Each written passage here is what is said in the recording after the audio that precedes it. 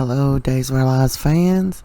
It is finally Friday, September 5th. Please like, subscribe, and share. Kat is getting the office together for EJ, and she decides to be nosy. She finds some blueprints to add a wing to the hospital, and she takes pictures of them.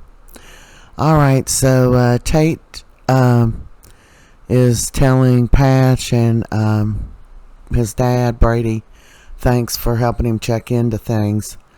And him and Brady are talking while Tate and Sophia is working, and he goes over and she gives him the papers and everything's redacted out. And he's like, "What the hell? You've lied to me." And she said, "Well, it's only a semi-adoption."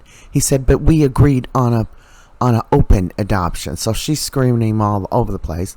Then he slams down this fake picture and says, "What about this? This isn't the only thing you lied to me about. This is a stock photo you got off the internet." And she's like, "I didn't know what to do because the parents wouldn't give me pictures. So, excuse me, I just pulled them off so you wouldn't be angry." So he falls for everything that comes out of her little stupid witch mouth. So she goes over, and Brady had to go over and calm him down. He goes over and shows them the paper. He said, "See why I'm mad?" And he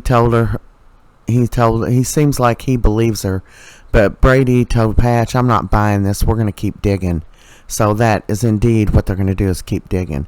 Tate goes back in, and she's telling him, "I'm so sorry, Tate. I'm so sorry." And he's like, "I just need some space, Sophia. Just give me some space." All she does is lie to him. JJ runs into Gwen in the square, and she tells him happy birthday, and they just talk briefly. So today is JJ's birthday. Jennifer and Jack are in town. They're all having a big birthday party. And here they are, they just came in. So Jack goes to pick up the birthday cake, and he runs into Gwen, and he tells her he don't hate her. And he's trying to get her to come to this birthday party, which she is not going to go because she knows they all hate her guts. So then Julie tells Jennifer, "I agreed. Chad asked me to back off of Kat, and I agreed because I love him and I want him to stay here. He's been my rock." And she's like, "Okay, I understand. But, I'm not going to give in." So Jennifer's going to hold that grudge. She pretended to be Abigail. You can't blame her. Meanwhile, Kat and Chad are getting kissy-facey once again.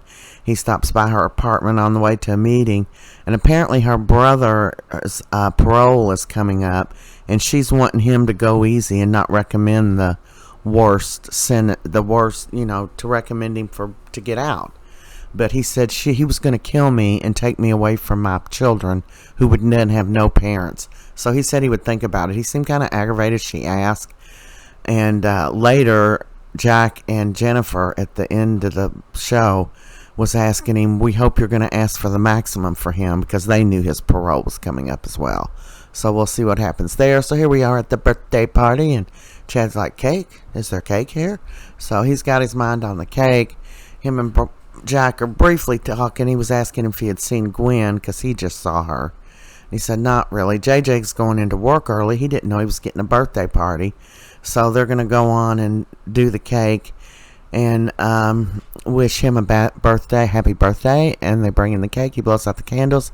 And that's a wrap for today, Friday. Please subscribe, like, and share. Thanks for watching.